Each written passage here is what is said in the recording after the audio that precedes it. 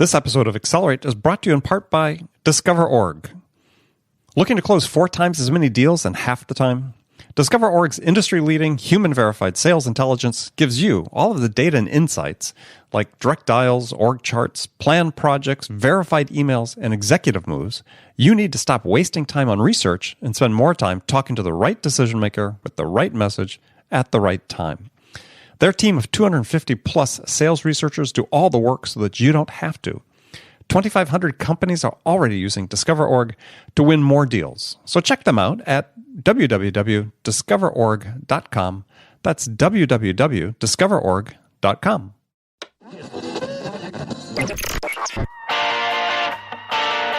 It's time to accelerate. Hey friends, this is Andy. Welcome to episode 597 of Accelerate, the sales podcast of record. Joining me today on Accelerate is my guest, Matt Sniff. Matt's founder and CEO at Map My Customers. The general topic we're going to talk about today is how to increase your call planning effectiveness. Now, as an industry, a sales industry, we're generally so focused on the growth of inside sales these days that we tend to forget that the substantial majority of salespeople are still employed out in the field as field sales reps. And so today we're going to focus on that. We're going to talk about ways that you can supercharge your outside reps' productivity to help them stay engaged with customers and close more sales. And it's really all about how do you make their time in the field as productive as possible to help maximize the quantity and value of their customer interactions within a given time and within a given territory. So make sure you join us for this conversation. If you'd like to see the show notes for this episode, go to andypaul.com/597. Before I talk with Matt, let me remind you that today's show is brought to you in part by our friends at Discover.org. Discover.org platform is a game changer for sales and marketing. The feature-rich sales intelligence platform is supported by over 250 researchers who continually update contact data and provide account-specific insight to help sales and marketing teams break ahead of the pack. So see the product live at discoverorg.com/schedule-demo. That's discoverorg.com/schedule-demo. All right, let's jump right into it. Matt Sniff, welcome to Accelerate. Thanks for having me, Andy. My pleasure. So I guess standard question I open all my interviews with, and that is, in your opinion, what's the single biggest challenge that faces sales reps today? That's a great question. I would have to say, and this, I'm kind of gonna touch on this later, but I think it's efficiency, right? I think, my intro to sales was really with my father, and he's been an outside salesperson for almost 40 years now. And I would see him, growing up as a kid, get into his, car on a Monday morning and just open up his laptop and just pour over tons and tons of, data in an Excel spreadsheet. And this was back, before the days of, the rise of SaaS businesses and, giant CRMs like Salesforce and all that. So this was back in the early... Not only before the days of giant CRMs, before the day of CRMs at all. If it's 40 years before email, before laptops. It wasn't that long ago. I'm not too old, but it was back in the day where we didn't have all the things we have now that could make us really efficient. I think I think nowadays there's so much technology at our disposal that can make us so much more productive, and we just need to realize that. I think a lot of folks are just kind of stuck in their old habits, or filling time with little to-dos that maybe have little or no importance, and they could be spending that time, being efficient with, visiting another customer on their way to another customer, or filling in routes if, somebody, they have an appointment with cancels or what have you. Just being really productive with your time, because the old saying, obviously, time is money, is especially true with sales folks, and your time is really valuable, and you want to get back to your family, you want to close the next deal. You're always looking for that leg up, and field salespeople especially are always looking for a leg up. Another meeting, another deal, another close, and it all boils down to, can you make that extra visit? Can you make that extra call? can you be that much more efficient than everybody else? What's going to be the differentiator between you and, your colleague, right? So what did your father sell? Flooring. He sells flooring. Sells flooring, okay. And how big of a territory does he have? So he started out, he's worked for a couple of different companies over the years, but he started out selling in just Northeast Ohio in the Cleveland area, Akron, Cleveland area. And then he moved on to the Michigan and Ohio region. And then when he moved into a new position at a different company, he kind of got most of the East Coast. So you can imagine from Florida to Maine, it's quite a large territory and quite a lot of business to take care of. So managing thousands of different accounts. And, the flooring industry is quite unique because it's actually pretty decentralized. There's not like one or two or three main, big box retailers selling flooring. It's distributed amongst a ton of little mom and pop shops and Carpet Ones, Abby's, Flooring Americas, things like that, right? So it's really hundreds of thousands of these little stores across the whole country. And, you have to keep in contact with those customers, right? Yeah, so he was servicing dealers or resellers, as you said, potentially thousands of accounts.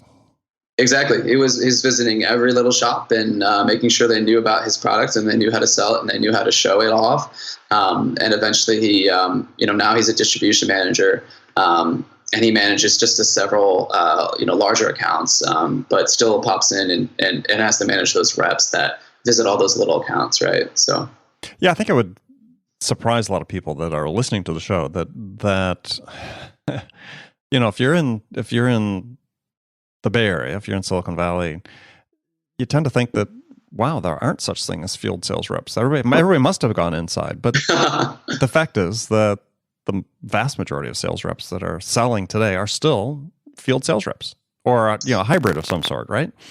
But some part of their job is going out and meeting with customers. And I think that's a shock when you tell people that.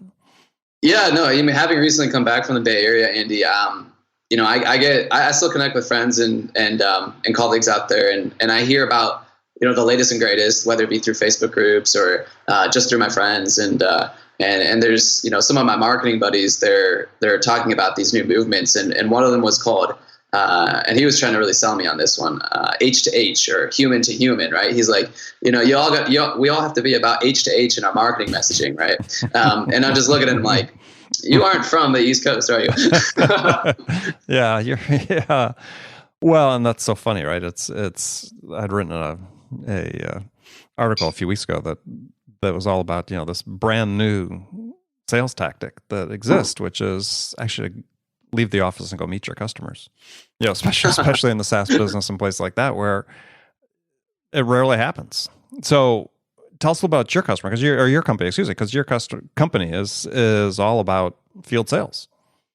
Yeah, absolutely. And just to touch, you brought up an interesting point just now, Andy. A lot of people on the West Coast, they might not, be aware of, that you can actually go visit your customers, that there are such things as field reps still out in the field selling every day face to face. There's actually quite a bit of emerging markets out there for field sales. And one of those is actually the cannabis business. And we get a lot of these type of companies in Colorado, California, Washington State coming on and using our platform as they're distributing their product across regional and state markets, right? That's interesting. That's interesting. So that's just absolutely. It's just an interesting little note. But yeah, about my company, about my customers. So, we started, back in 2015, early 2015, actually in the Bay Area. And then I moved back east, where I'm originally from, and we settled into the Triangle area. But, our tool sells directly to outside sales folks. And, you can get our tool on the App Store, Google Play Store, or visit our website at mapmycustomers.me. But what we basically do for field sales is we kind of automate their whole entire day. So we make them, we supercharge their productivity. We help them stay engaged with customers.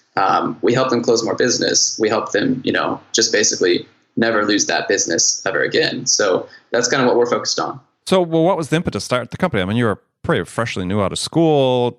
You hadn't really been in sales as far as, right? So, and obviously your father was a huge influence, but was that, sort of what you said, oh yeah, here's a need? Yeah, it was actually my father's idea, Andy. And this was directly pain that he had. And he came to me about 3 years ago, and he asked me to kind of solve this issue for him. And it was sort of, I was an engineer, former engineer in the Bay Area. And I was home for winter break one year, and he just, he came to me and he's like, can you help me solve this problem? I have this spreadsheet. I have all this data, but I really am losing track of all my accounts that I have to keep up with. And, I just kind of hacked something together really quickly, no intentions of starting a business or anything like that. And then I took it to him, and he showed some of his buddies and some of his colleagues up in, I think it was Syracuse, New York. And he goes to them, into a couple customers one day, and he goes, how many accounts do you think you have in the Syracuse region? And they go, oh, well, we know we have, the one on the West End, we have, Sally and Bob over here, and we have that other account on the north end of town. And he goes, no, take a look at this map. You guys have 42 clients in just Syracuse. And that kind of blew their mind. And from there, I put it on the App Store, and I kind of just watched it grow. And at a certain point, was able to make enough revenue to take the company full time, and start growing the team, and give it a real shot at getting it somewhere. Interesting. So hopefully Dad has a good stake in the company. Yeah, him and I, it's an interesting relationship because you don't see this a lot. And actually, I wrote a blog article on this, right? I think it's called Father and Son Inc., right? You don't hear about father and son businesses in high tech, right? That's not something that, you really think about. But he's been a great mentor. And as you know, I come from an engineering background, not a sales background. Not that I haven't, been doing sales. What founder isn't a salesperson, right? Sure.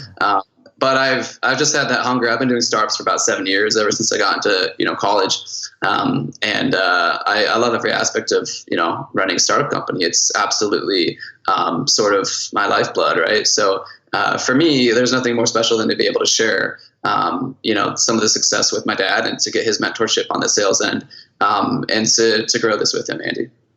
So tell us a little bit about the app so that people understand it, because again, some percentage of the audience is pretty driven by inside sales. We do have some field, obviously a good chunk of field salespeople as well that listen. So tell us about what it does, and then after that we'll get into sort of who your primary customers are. Yeah, so the iPhone app basically, and the Android app, there's really kind of four main value propositions that I like to describe. The first one, it's all about data visualization and getting insights from your data. So you can sync it with Salesforce, you can sync it with any big name CRM, HubSpot, Dynamics, Outlook, just a bunch of different CRMs, or just import your spreadsheet data. And about half of our company is actually just individual sales reps paying for this out of their own pocket, because it's actually such a good investment for them. It pays for itself in a matter of a week or two on just the amount they save with, traveling alone, not to mention the amount of extra, commission dollars that they will receive. But it helps them strategically. Go ahead. Well, I was going to say, so the primary application is optimizing the routes they travel when they call on customers. Yeah, I think the two main things, optimizing routes is a really big one. And that's, part of the effectively planning their day, piece. And then the primary one, though, is actually just account targeting. So being able to strategically identify the accounts that you want to go see, because our application is best served from people who have at least 75 accounts or more that they have to maintain, right? Mm-hmm. So if you're going into a new, say you're going to a new, the prime example that I like to give a lot is, say you're going into a new city, say, San Francisco, and you want to see everybody who is within, 7 miles of city center, who you haven't seen in 2 months, who has a sales target of X dollars, and is open on Wednesday mornings for business, then you could run that filter on a map, and you can visually, as an outside person, your whole day revolves around where are you going to go, right? It's where. It's like a Google Maps CRM. It's literally built for the field salesperson to go and find who they're going to go visit. Yeah, I mean, I like this idea you have this find nearby feature, which I think back in the days when I first started in selling, and I was out driving in the Bay Area, in the East Bay Area, from people familiar from Fremont to Vallejo as my territory, and then out east to Brentwood or Antioch. I could have used that. Anytime I had extra time, an extra half hour or something, who's nearby that I could go call on. Mm-hmm. Absolutely, and I think it's it's really a whole suite of tools on top of that, right? So we have got a lot of tools that outside salespeople have generally went to a bunch of different applications for. So, for example, we have a business card scanner that automates, and all of these I'm about to name are kind of like, these are features in the grand scheme of things that will help automate your day as a salesperson and close more business, right? Business card scanning, automation of emails, automatic follow-ups and check-ins. So when you go to a customer, it automatically, logs that, and you can go back and take a look at where you've been. Automatic reminders of when you need to go follow up with people. And another cool feature is actually, so you can easily visualize who you haven't seen in a very long time. We have kind of a check-in map that kind of makes accounts darker and darker shades of red as it's been longer since you've seen them. So when you take a look at your territory, you take a look at your map of where you're going to go, instantly at one glance who you haven't seen in a while and where you need to plan your next trip, which is, really incredibly valuable for field sales folks. Yeah, because prioritization is always the key. I mean, and is there a way that you filter that deep red with account size and other things?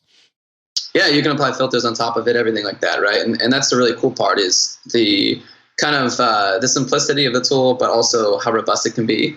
So basically, you can apply filters on top of that. You can put accounts into say one category called product A, another category called product C, and that's like two different products they sell. And maybe you have a group for sales rep Bob, if you're a team manager. So you can go onto the map and you could say, show me all the accounts that I have, Bob hasn't seen in a while who sells product C. And then I know I need to go talk to Bob about pushing this product a little bit harder in this market or what have you. Right. Mm-hmm. So you can really kind of, customize the tool to, do quite a lot.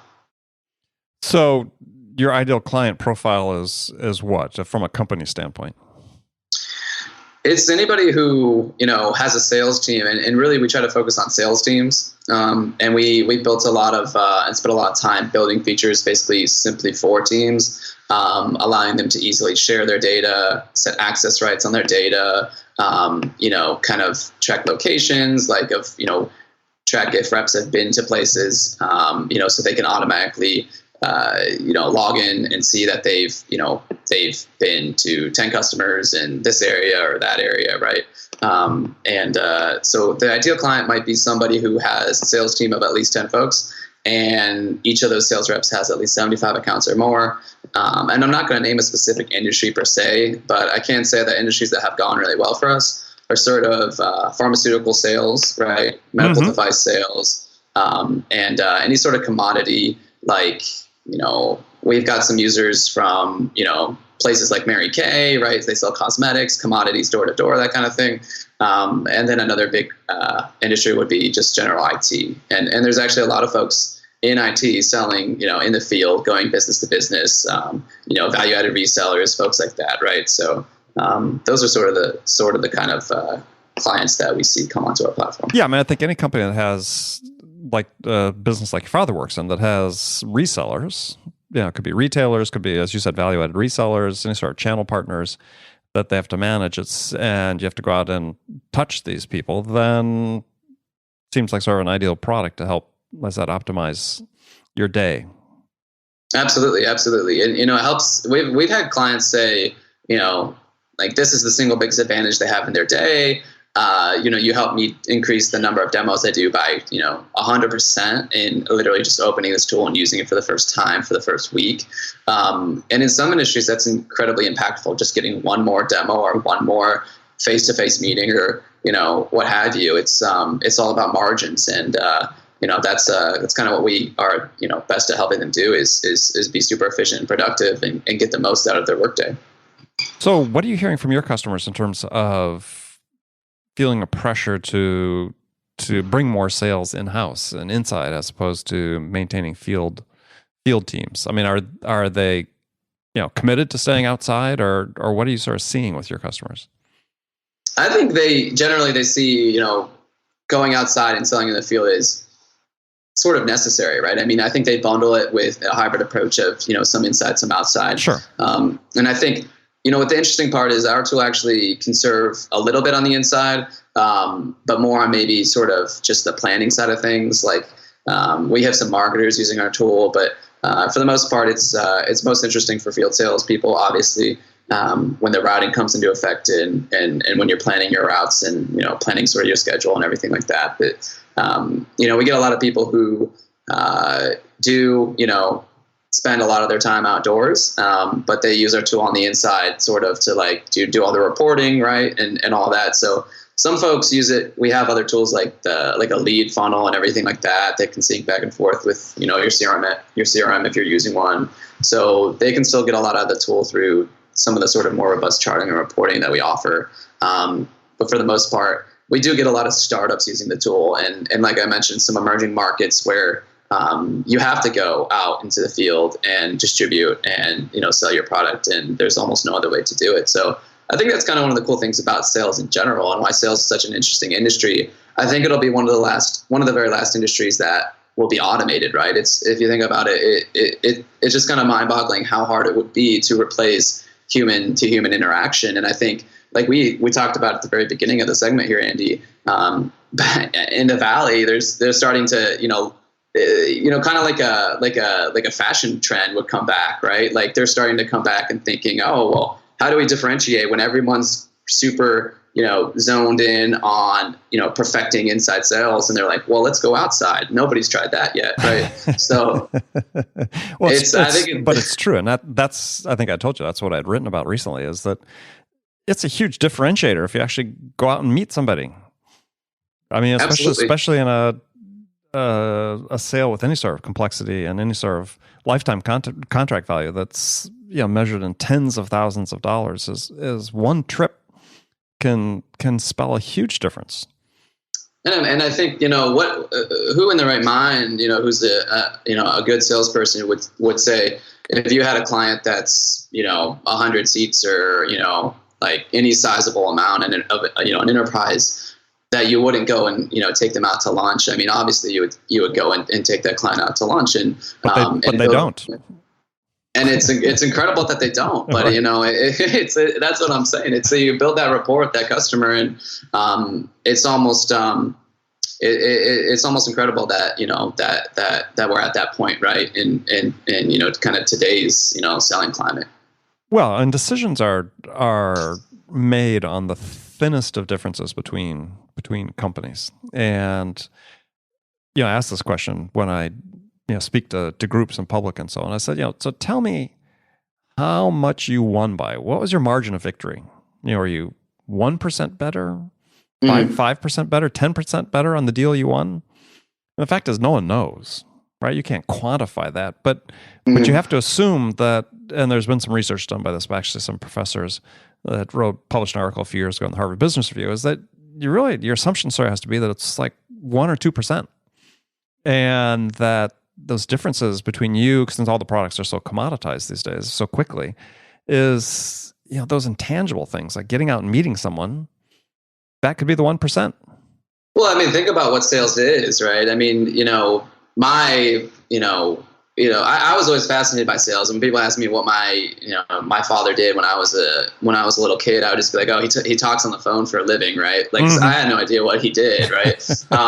And I had no idea why his job. To be honest, I had no idea, what exactly his job entailed. And he told me, Matthew, one thing you got to remember, and I knew he wasn't selling the best product at the time. Back when he was at a company, in Cleveland, he was not selling the best flooring out there, and he knew it. But he told me, Matthew, like, they're not buying my product; they're buying from me. They're buying from Tom, and that's one thing you got to keep in mind is, people buy from people.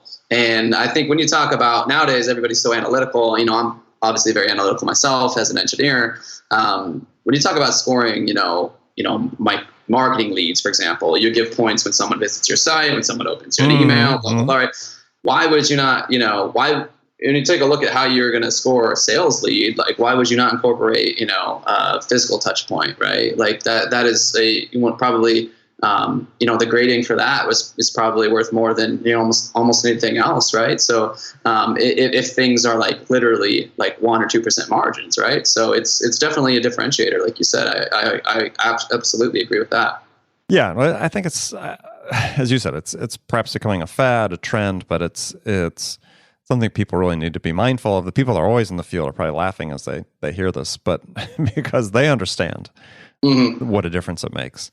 I mean, I can't even envision, some things, because I sold some, very large, complex communications networks for years that, millions of dollars. And it's a hybrid approach, right? I mean, I had customers that overseas that I may have only seen once, maybe twice before they spent $3, $4, $5 million with me.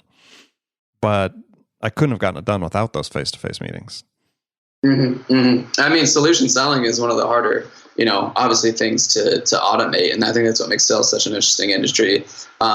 Because you think about how you would automate, in your position, selling that, complex, solution to a client. It would be really difficult. And it would, it would certainly, it certainly would be really difficult, Well, it would have been impossible. And given the sort of the breadth of stakeholders that had to be involved in making the decision, as well as just the whole process of building credibility with them. Because in those cases, I was working for startups, Valley-based startups, California-based startups, dealing against established brand names selling multi-billion dollars a year worth of revenue.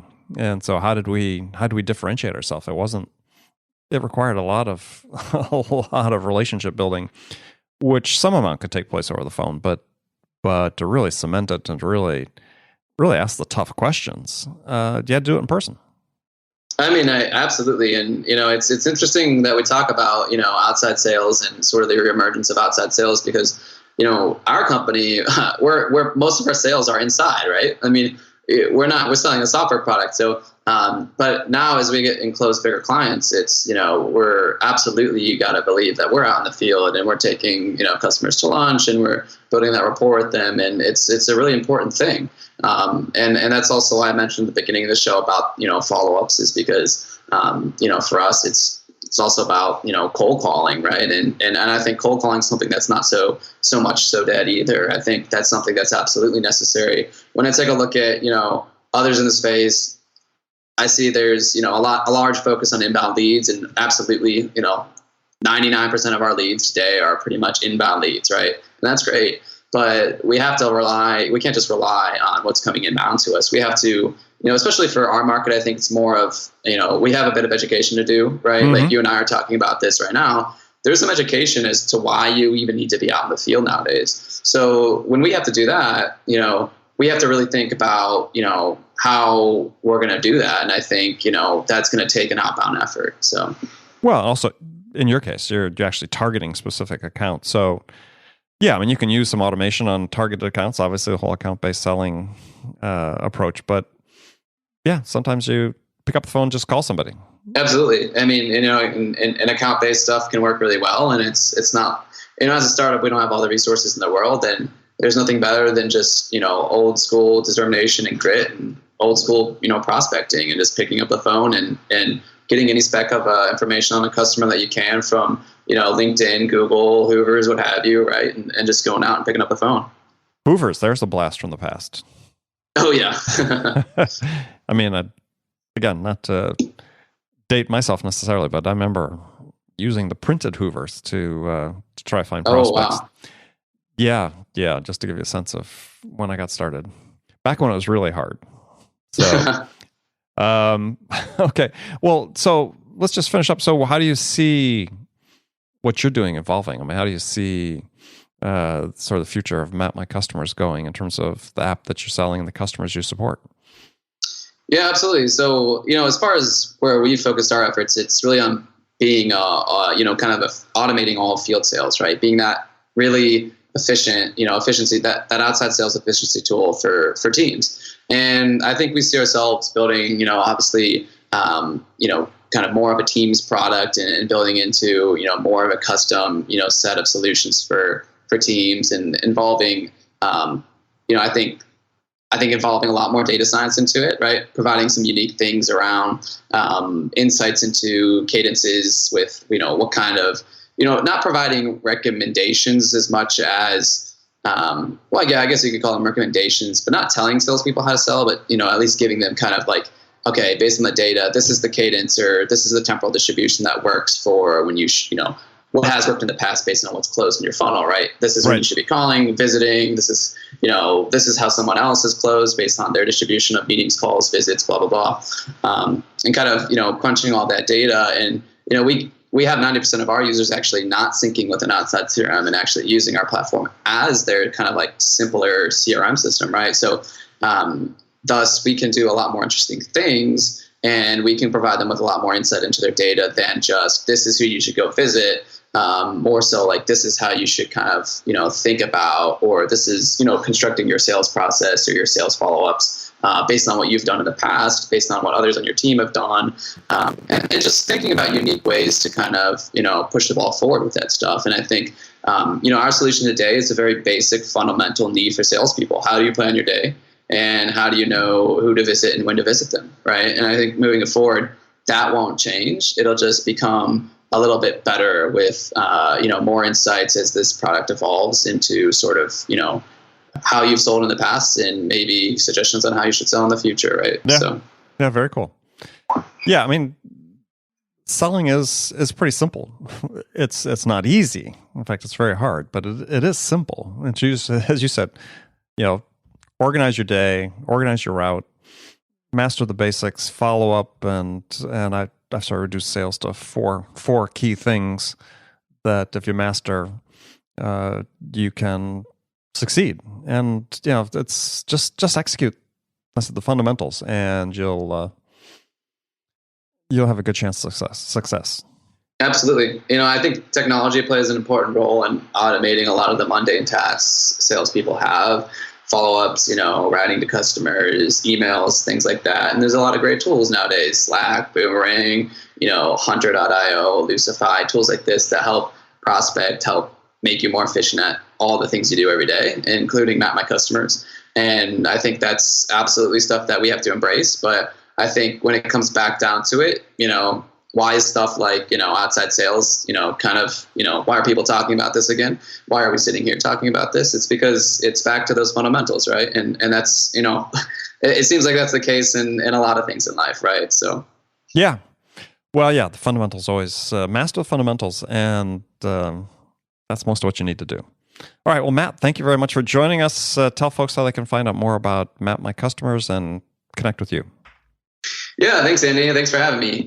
So if you want to learn more about Map My Customers, you can come to our site at mapmycustomers.me, or just check us out. Look us up on the Apple App Store or Google Play Stores. We look forward to connecting with potential any potential sales leaders out there who we can get feedback from.